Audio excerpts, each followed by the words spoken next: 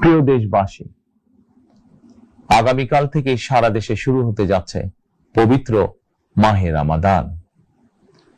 আমি দেশবাসীকে পবিত্র মাহে রমাদানের শুভেচ্ছা জানাই।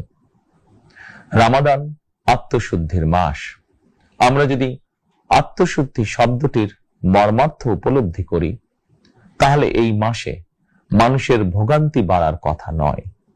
যদিও আমাদের অনেকের মধ্যেই এই মাসটিকে ঘিরে ব্যবসায় অধিক মুনাফা লাভের প্রবণতা লক্ষণীয়।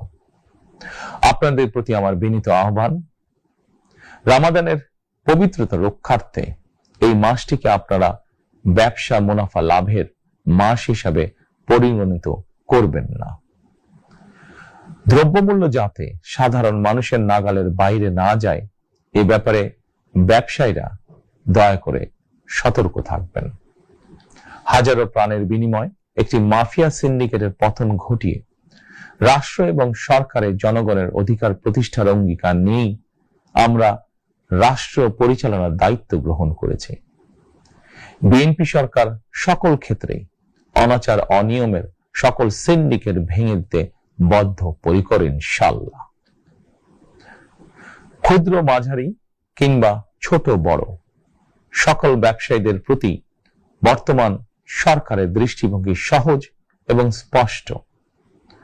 বর্তমান সরকার ব্যবসায়ী এবং ক্রেতা সাধারণ উভয় স্বার্থ রক্ষা করে প্রয়োজনীয় পদক্ষেপ গ্রহণ করতে চায়।